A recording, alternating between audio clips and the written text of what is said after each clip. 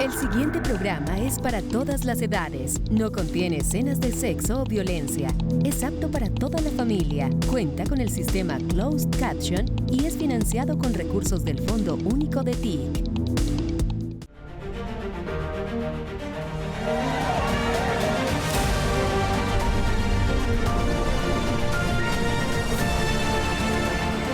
En esta emisión de Así avanza el cambio. La paz total avanza y es una realidad. Histórico acuerdo de paz con el Clan del Golfo. Primeros acuerdos con alias Calarcá. Universidad del Tarra en el Catatumbo, regalazo de Navidad. La paz en las vías. Arranca la variante Ciénaga-Barranquilla. Y la imagen del presidente Petro sigue en aumento. La gente reconoce su obra de gobierno. Tenemos más en Así avanza el cambio. ¿Qué tal? Gracias por acompañarnos en Así avanza el cambio. Ha sido otra semana con logros históricos del gobierno del cambio. Shahira, estamos hablando de logros históricos y de transformaciones sociales en educación, en infraestructura y en seguridad. Y es histórico, avanza la paz en el país. El gobierno logró en las últimas horas un acuerdo con el Clan del Golfo. Veamos los detalles. Desde Doha, Qatar, las partes anunciaron una serie de compromisos para la construcción de paz con las comunidades de los territorios donde tiene presencia el grupo armado como parte de lo establecido en el espacio de conversación sociojurídico. En Doha se reunieron los representantes de la delegación del gobierno y del Clan del Golfo, autodenominado Ejército Gaitanista de Colombia, EGC, con el acompañamiento del grupo de países mediadores, integrado por Qatar, España, Noruega y Suiza. En el documento suscrito por partes, se establece la ampliación del área de implementación de acciones piloto. En septiembre se habían definido a Mutatá, Antioquia, Acandí, Belén de Bajirá, Río Sucio y Unguía en el Chocó. Ahora se suman Ayapel, Montelíbano, Puerto Libertador, San José de Uré y Tierra Alta, Córdoba, Cáceres, El Bagre, Nechí en Antioquia y Carmen de Bolívar y San Jacinto en el departamento de Bolívar. Se determinó el seguimiento, monitoreo y verificación de los compromisos que estará a cargo de la misión de apoyo del proceso de paz en Colombia de la Organización de Estados Americanos. El documento señala que se impulsarán las gestiones de apoyo financiero, técnico, académico y logístico necesarios en los aspectos definidos en el protocolo para el seguimiento, monitoreo y verificación de los compromisos de paz en Doha. Uno de los aspectos más significativos del acuerdo alcanzado en Doha tiene que ver con la creación de 3 zonas de ubicación temporal en Belén de Bajirá, Unguía, Chocó y Tierra Alta, Córdoba. Se trata de una ubicación progresiva de los combatientes del Ejército Gaitanista de Colombia a partir del próximo 1 de marzo. La paz total es una realidad y está funcionando. El gobierno nacional ya tiene acuerdos con 5 grupos al margen de la ley. El último acuerdo parcial se dio con el grupo de alias Calarcá. Veamos lo que se logró. Los acuerdos con el Estado Mayor Central de Bloques y de Frentes que lidera Calarcá van más adelantados de lo que uno cree. Se terminó la 7ª ronda de conversaciones con 6 acuerdos muy importantes. El gobierno ha logrado estabilizar la mesa con el Estado Mayor de Bloques y de Frentes que lidera Calarcá, y esa mesa ha avanzado en acuerdos muy importantes en lo que tiene que ver con la transformación territorial, con proyectos que se están ejecutando en el Catatumbo o con proyectos que se están ejecutando en los llanos del Yarí alrededor de la constitución de zonas de reserva campesina. Los acuerdos en el Yarí Caquetá contemplan protección a la serranía del Chiribiquete, una de las grandes reservas naturales del planeta, atención a desplazados, campesinos e indígenas, creación de zonas de reserva campesina, entre otros. El grupo guerrillero ofreció la entrega de más de 100.000 hectáreas para titular a los campesinos por parte del gobierno nacional y organizar economías de protección ambiental y reforestación. La mesa está mostrando resultados y pues tiene dificultades y tiene contratiempos porque es una negociación que se hace en medio del conflicto, porque no hay cese bilateral y habrá que buscarlo de acuerdo con la experiencia que se ha dado hasta ahora y en los términos en que haya garantías para todos. Se habló de la inversión social de más de 200.000 millones de pesos para vías terciarias. La mesa ha avanzado en el marco de la política de paz total que tiene otros frentes de trabajo. La idea es que se vayan implementando ya, de una vez, estos acuerdos. El presidente Gustavo Petro cumplió la promesa del Colegio Universidad en la vereda Bracitos, en el Tarra. Esto es en el Catatumbo. Este nuevo campus integra educación básica, media y superior. Beneficiará a 391 estudiantes de colegio y a 220 jóvenes que cursarán programas técnicos, tecnológicos y profesionales sin salir de su territorio. Es la respuesta del gobierno a años de abandono en esta región. Francisco, importante mencionar que esta infraestructura educativa está construida sobre un lote de 5.600 metros cuadrados y además contó con una inversión de 7.650 millones de pesos, una deuda histórica que salda este gobierno. Pues precisamente nuestro compañero Johan Rendón nos entrega el balance de la jornada y los anuncios del presidente Gustavo Petro.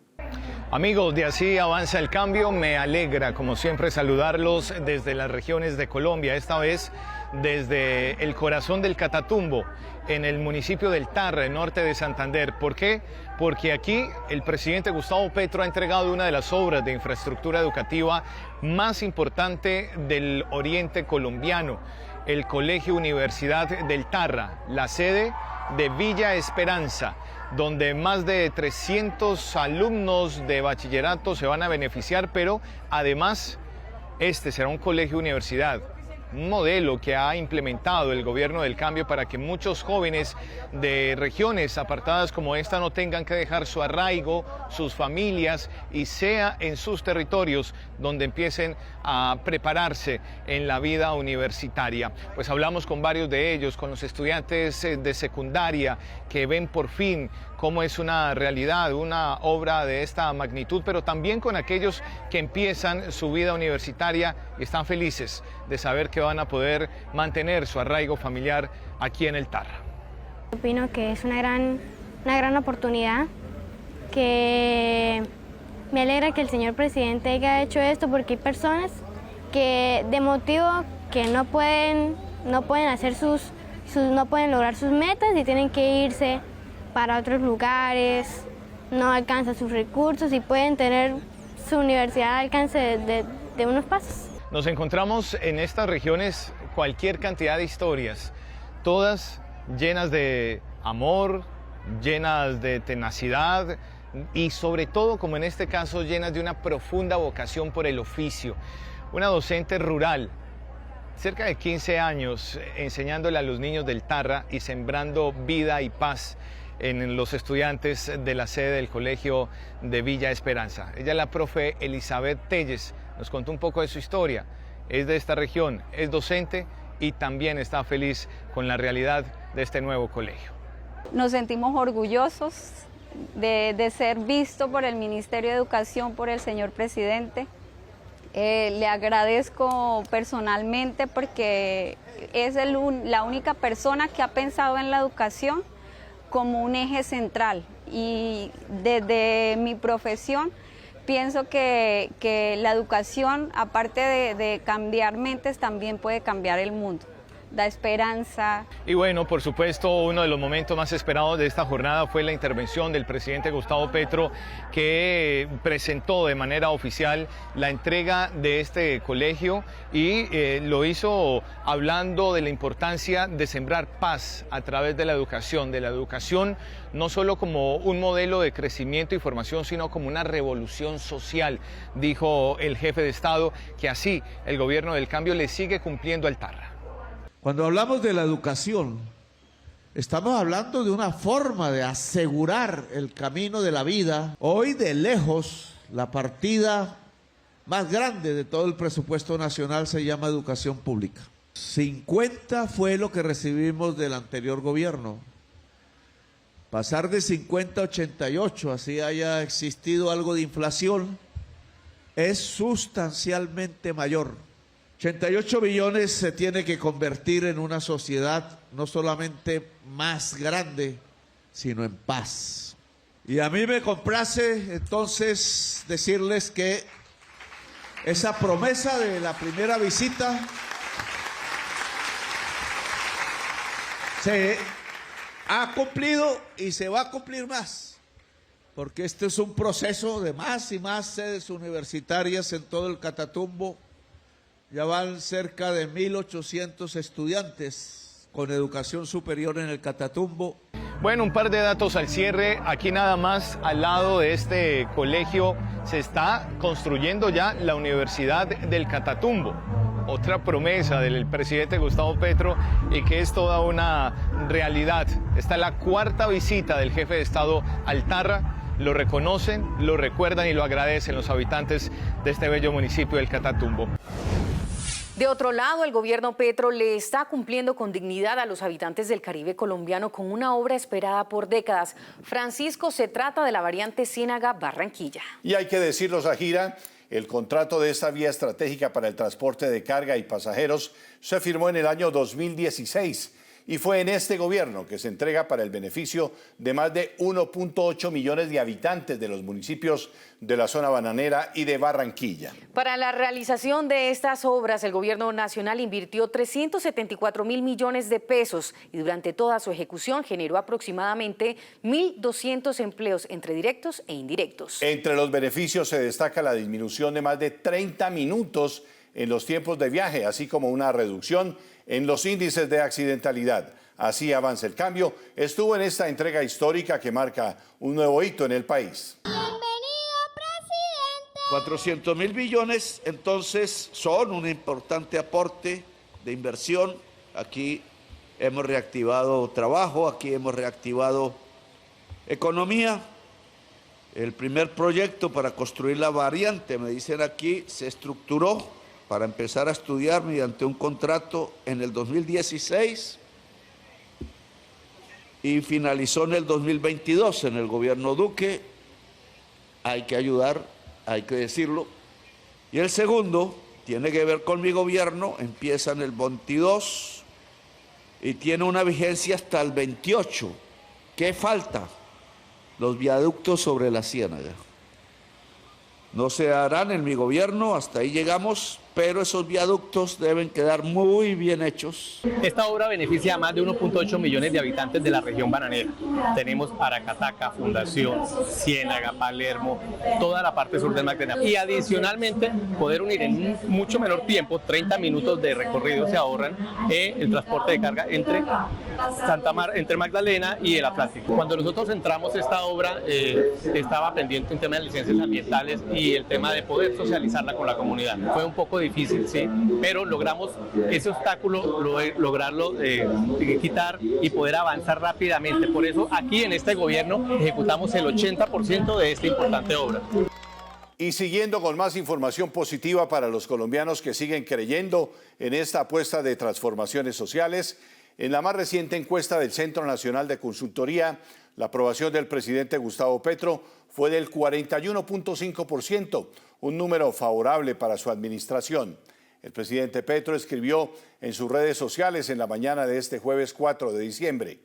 En la simplificación 41.5% se puede poner 41 o 42. La encuesta CELAC dio 44%.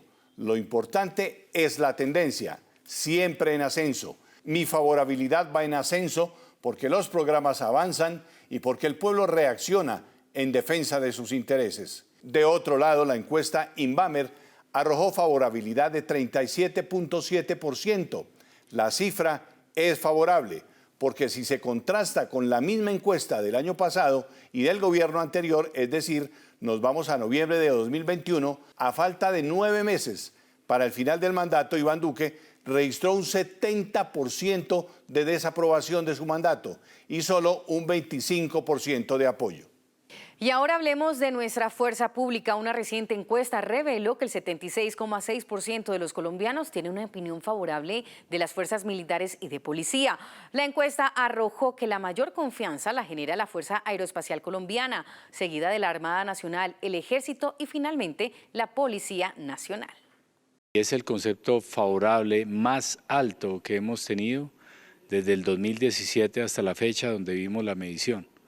76.6% de los colombianos tienen una opinión favorable de sus fuerzas militares y 64.4% tienen una opinión favorable sobre nuestra Policía Nacional. En promedio es 70.5%, es lo más alto, creería yo, que durante décadas.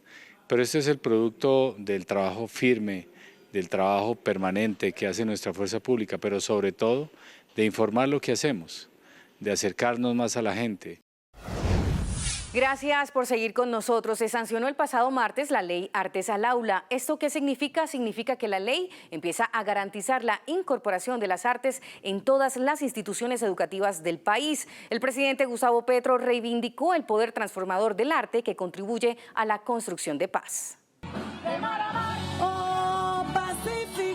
El martes 2 de diciembre, en el Centro Nacional de las Artes Delia Zapata Olivella, el presidente de la República, Gustavo Petro Urrego, sancionó la ley Artes al Aula, que garantiza su enseñanza en las instituciones educativas del país. Ya la cobertura no son 90.000, sino es 500.000 de niños y niñas y jóvenes en los colegios de Colombia. Entonces estamos ante un programa que comienza, porque tiene 2-3 años, unos 2 años más o menos comienza, pero tiene, si logramos que la ley prevalezca y es mucho más fácil, va a llegar a 1 millón, va a llegar a generaciones permanentes, de aquí van a salir talentos. En el acto estuvieron los ministros de las Culturas, las Artes y los Saberes, Yanay Cadamani, y de Educación, Daniel Rojas, así como el representante de la Cámara, Duvalier Sánchez, autor de la ley. Desde hace décadas, su proyecto político, presidente, nuestro proyecto político, ha reconocido y ha tratado de trabajar para que el arte y la cultura no esté en la periferia del sistema educativo, que sea parte esencial para la formación de niños, niñas y jóvenes de este país. Con este avance, apoyado por el gobierno del presidente Gustavo Petro, se fortalece el Sistema Nacional de Formación y Educación Artística y Cultural para la Convivencia y la Paz, consolidando las culturas, las artes y los saberes como protagonistas de los procesos pedagógicos.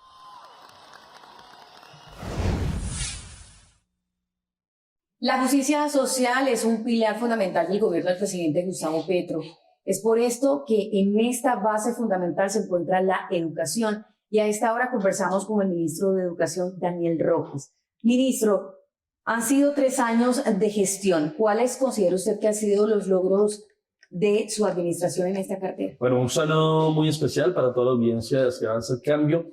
Y creo que el avance más significativo que ha tenido este gobierno en materia de educación es, primero, multiplicar significativamente el presupuesto para la educación. Hoy la educación es el sector con mayor presupuesto de todo el gobierno nacional, dejando a un lado el sector defensa y la guerra, que siempre fue los sectores más privilegiados. Pasamos de un presupuesto de 58 billones de pesos en el 2022 a 85,2 billones en el 2026. Y esto nos ha permitido aumentar significativamente la base presupuestal de las instituciones de educación superior públicas. Hoy tenemos más de 2,5 millones de estudiantes en el sistema de educación superior. Es la cifra más alta registrada en la historia más reciente del país. Y hoy, por ejemplo, también en básica, que en preescolar, básica y media, que hemos hecho un salto impresionante. Y yo diría que un tercer logro que para mí es muy significativo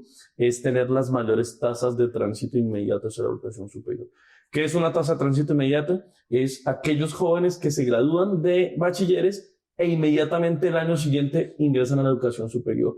Hoy podemos decir que en Colombia, en las zonas urbanas, 1 de cada 2 jóvenes ya transitan hacia la educación superior. Recibimos esa tasa cerca del 40%, pero en la ruralidad recibimos una tasa del 23-24% y hoy la estamos llevando al 31%. Yo quiero relacionar infraestructura con elefantes blancos. Usted ha hecho una tarea importante. Cuéntenos qué ha pasado. Esos denominados elefantes blancos, más de 73 colegios que empezamos a rescatar, a mirar cuál era la situación contractual cómo podíamos subsanar los errores contractuales, lograr la llegada de otros contratistas que se le midieran, porque muchos de estos colegios también caen en zonas de difícil acceso, y es así como con una inversión de más de 575.000 millones de pesos logramos entregar más de 73 obras que estaban totalmente estancadas. Y sé que en esta gestión se han logrado llegar a lugares donde antes no llegaba el PAE. ¿Cómo contarle esto a los colombianos? Ahora con esa inspección y vigilancia nosotros podemos sancionar y vigilar y verificar que el programa se esté ejecutando bien. Primero. Segundo, iniciamos también la posibilidad de que pueblos negros, afros, raizales, sean ellos quienes ejecuten su propio programa. Entonces, ¿quiénes mejores para alimentar a sus niños que su propia comunidad? Y ya no sean operadores, grandes operadores que entregan comida industrializada con pocos beneficios nutrientes para los niños. Y por último, y lo más importante, es el salto presupuestal.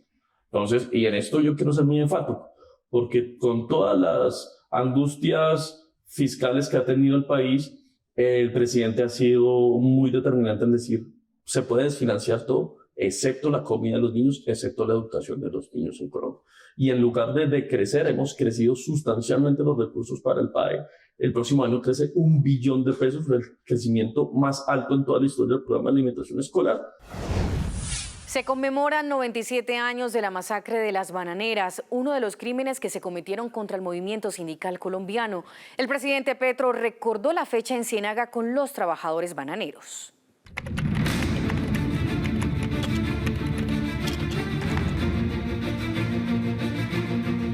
Sucedió en el Magdalena.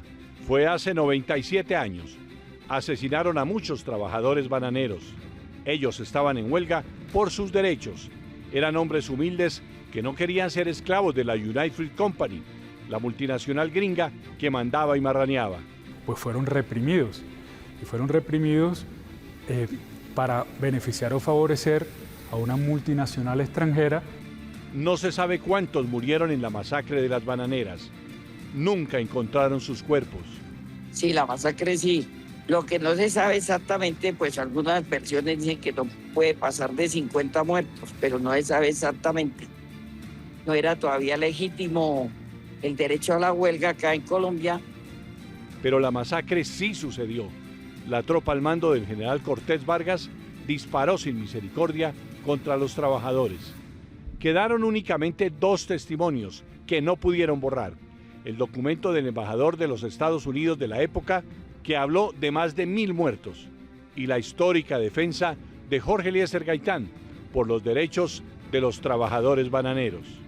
Como si no pudiera hablar del Partido Conservador por la sangre de las bananeras o la sangre de los obreros sacrificados en Barranca o en Bogotá.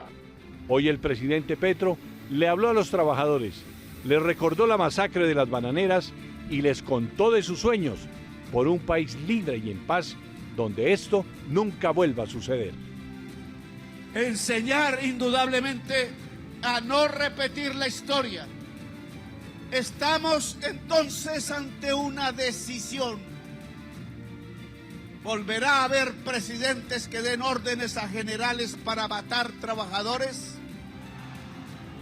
¿O serán de aquí en adelante las y los presidentes los que den las órdenes a los generales y a las generales para trabajar conjuntamente el pueblo trabajador y construir una Colombia grande, una Colombia alrededor de la vida, una Colombia potencia mundial de la existencia? Y siguiendo con las acciones frente a la lucha contra el narcotráfico, el Gobierno Nacional radicó el proyecto de ley para penalizar el ingreso, porte, distribución y exportación de fentanilo en Colombia. Este es un proyecto de ley básicamente que es preventivo, porque así podríamos detener que se vengan los laboratorios de fentanilo que hay en México, se vengan para Colombia. Por lo tanto, sus precursores, todo lo que tiene que ver con su transportación, su uso, su exportación, distribución de fentanilo va a ser penalizado. Y siguen las intimidaciones de Donald Trump hacia Colombia. Es por esto que el presidente Petro reiteró la invitación al presidente de los Estados Unidos para que venga a Colombia a conocer cómo se destruyen los laboratorios. Abro comillas. Venga, señor Trump, a Colombia. Lo invito para que participe en la destrucción de los 9 laboratorios diarios que hacemos para que no llegue cocaína a los Estados Unidos. La reiteración de la invitación se dio porque el mandatario estadounidense aseguró que Colombia puede ser motivo de ataques por parte de su país. El ministro de Justicia encargado, Andrés Hidárraga, le solicitó a la fiscal general de Estados Unidos, Pamela Jo Bondi, información que esclarezca la identidad del tercer colombiano que recibió una coima de 3,4 millones del Corfi Colombiana y Odebrecht. A través de una carta formal le he solicitado a la señora fiscal de Estados Unidos y a un juez de la Corte de Maryland que nos informe, que le informe a Colombia quién es el funcionario número 3 en el caso de Odebrecht. Para todo el mundo es conocido que se surtió un proceso en esas instancias, pero desafortunadamente Colombia, luego de tantos años de este escándalo tan grave de corrupción, no tenemos razón. ¿Quién recibió las coimas? De manera subsidiaria le estoy pidiendo a la señora fiscal de Estados Unidos que considere la posibilidad también de entregárselo a la señora fiscal general de Colombia para que a su vez sea la señora fiscal Luz Arena Camargo quien nos informe quién es el funcionario número 3 y que cese la impunidad en el caso de Odebrecht. La Fuerza Aeroespacial Colombiana graduó a 186 nuevos subtenientes, entre ellos 3 pertenecientes a minorías étnicas. Se destaca al alférez Jailef Martínez, primer oficial wayú en la historia de la institución. El informe de Daniel Telles. Los saludamos desde la ciudad de Cali, desde la Escuela de Aviación Marco Fidel Suárez. Son 186 los oficiales ascendidos que hacen parte en su gran mayoría del curso regular número 98. Y hoy nos encontramos con la subteniente Jailef Elena Martínez, la primera mujer subteniente representante de la comunidad wayú. Jailef Elena, ¿qué representa para usted ser la primera mujer oficial indígena wayú en esta ceremonia de ascensos? Bueno, para mí eso es un orgullo, ser la primera oficial del curso número 98 de la Fuerza Aeroespacial Colombiana, perteneciente a la cultura indígena wayú, ya que esto va a marcar como una historia en toda mi carrera y también pues exaltando el hecho de que todas las mujeres, sin importar de dónde vengamos o las raíces que tengamos, podemos ser parte de una hermosa institución como lo es la Fuerza Aeroespacial Colombiana, en el cual hoy yo me siento muy orgullosa de haber terminado mi proceso de formación aquí en la Escuela Militar. Subteniente, usted como la primera mujer indígena wayú que tiene por decirle a otras jóvenes indígenas que también quieren cumplir el sueño de servirle al país de esta manera como usted lo ha decidido y bueno, también a lo largo de estos 4 años que usted ha estado formándose, ¿cuáles han sido los principales desafíos que ha tenido para poder graduarse hoy? A todas aquellas mujeres las invito a que sigan persiguiendo sus sueños, que sean perseverantes, que todo lo que nos propongamos en la vida lo podemos lograr siempre y cuando luchemos por ello, porque eso es de lucha constante, de perseguir aquello que verdaderamente queremos ser, de no rendirse ante los obstáculos y tener sobre todo siempre presente a Dios en nuestro corazón y el apoyo muy fundamental de nuestras familias, que es de pronto lo que me ha tenido aquí de pie y estar aquí logrando el sueño que siempre había querido.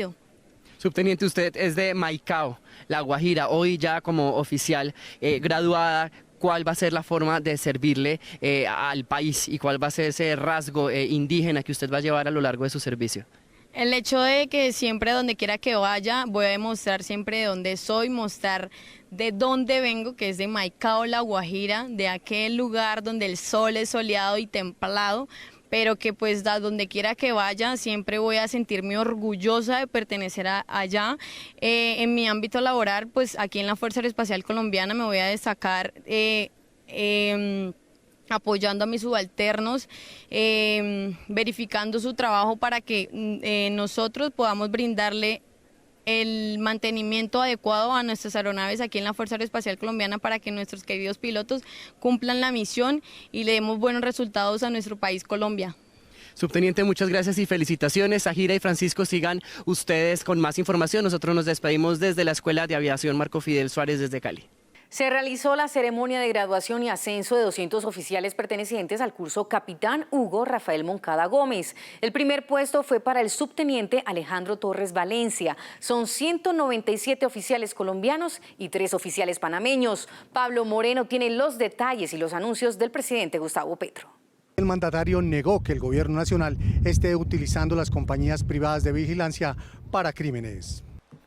Las compañías de seguridad privada, no todas, obviamente, no la mayoría, sí están siendo usadas para el crimen, pero no fue en este gobierno. El mandatario también insistió en el desmonte y tenencia de armas por parte de particulares, donde son más de 60.000 armas que están siendo utilizadas contra la fuerza pública. Debe disminuir al máximo la venta de armas a los civiles. Y entonces, en el embolate de estas últimas décadas hay 60.000 armas perdidas. 60.000 es como para armar un ejército. No se sabe, pues, puede que 20.000 de las que ya hablé sean parte, pero hay otras 40.000 perdidas. Y están por ahí y están matando soldados.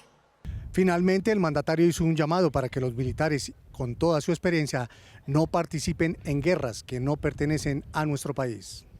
Ayer el Congreso de Colombia, y le agradezco, aprobó el tratado contra el mercenarismo. Ninguno de ustedes, entrenados, capacitados militarmente, capacitadas, con dinero público del pueblo de Colombia, puede usar esos conocimientos para ponerlos al servicio no del pueblo, sino de narcotraficantes en Colombia o en el exterior, o en guerras que no son nuestras. Compañeros, es un gusto saludarlos como cada semana en este espacio informativo en donde Colombia da un salto histórico en la atención de emergencias. Nuestro país será el primero en Latinoamérica en operar los helicópteros Firehawk, aeronaves de última generación diseñadas para enfrentar incendios y salvar vidas. Desde la UNGRD tenemos el honor de anunciarle hoy al país la compra de 2 helicópteros Firehawk, los helicópteros preferidos por los cuerpos de bomberos del mundo para extinguir incendios y para atender emergencias. 138% más capacidad para descargar agua, 1000 galones en solo 60 segundos. Se abastece en fuentes de agua de apenas 45 centímetros de profundidad. Hoy damos un paso trascendental para fortalecer la capacidad del país en la atención de emergencias. Providencia avanza tras el paso del huracán Iota. La isla supera el 87% en la extracción de escombros. La Unidad Nacional para la Gestión del Riesgo de Desastres continúa con la extracción de escombros en la isla de Providencia. La operación ya supera el 87%. El proceso que han seguido yo creo que está dentro de lo que uno esperaba. Creo que están cumpliendo las metas y veo que la isla se está limpiando. El trabajo continuo de las barcazas ha permitido completar 7 viajes para movilizar más de 35.000 metros cúbicos de residuos, recuperando poco a poco el paisaje de las islas.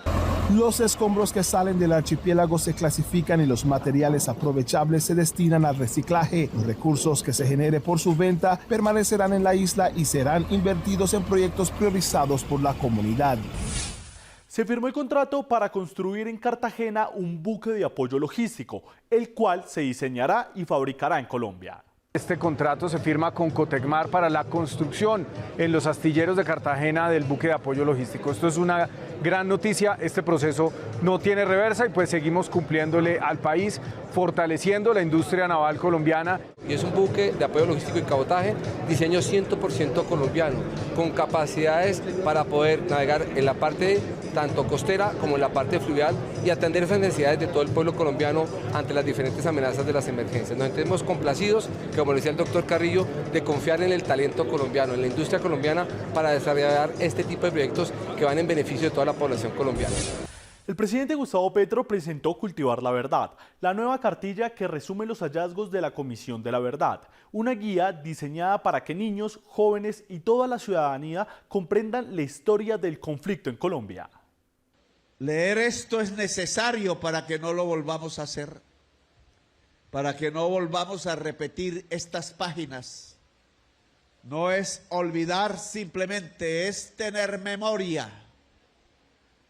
Y esto se repartirá a todo joven, niño, niña, en 5.000 colegios de Colombia, de los 8.000, espero que sean 8.000. Y en Así Avanza el Cambio vamos con más noticias del Gobierno Nacional.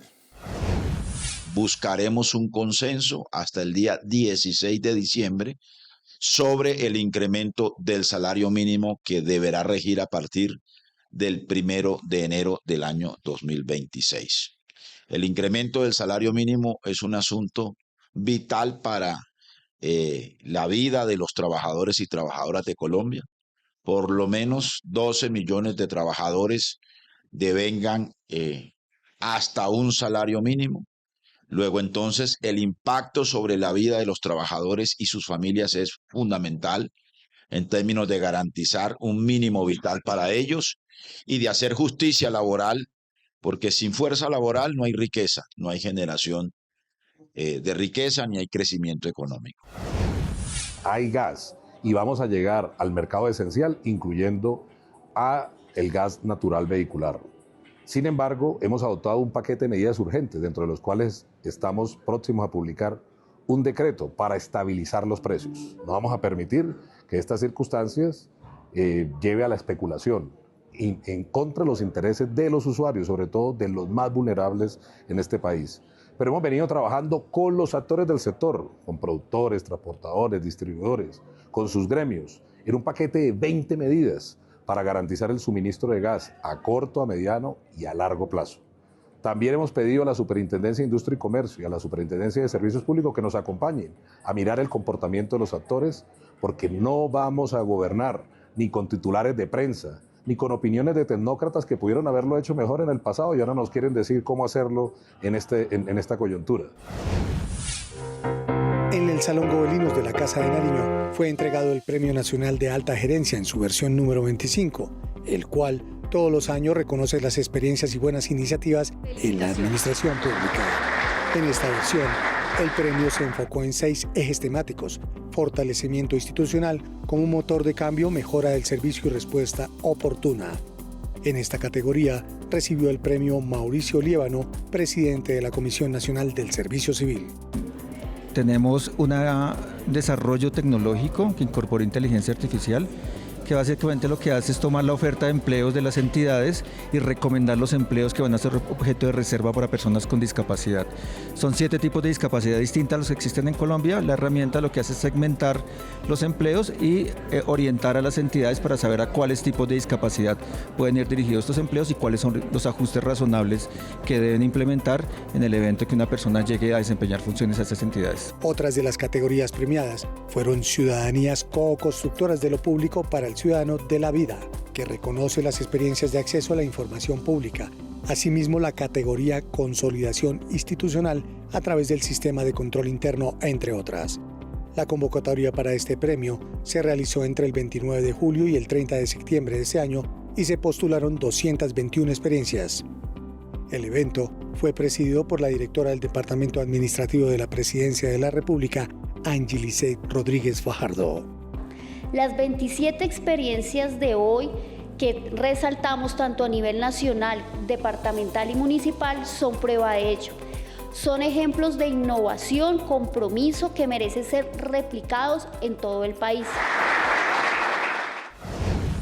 Y hemos llegado al final de esta emisión de Así Avanza el Cambio, luego de haber celebrado la Noche de Velitas. Claro, Saji, con luz, con esperanza, con mucha paz y amor nos despedimos. Gracias por acompañarnos. Nos seguimos viendo aquí en el canal institucional y en las redes sociales de la Presidencia. Hasta pronto.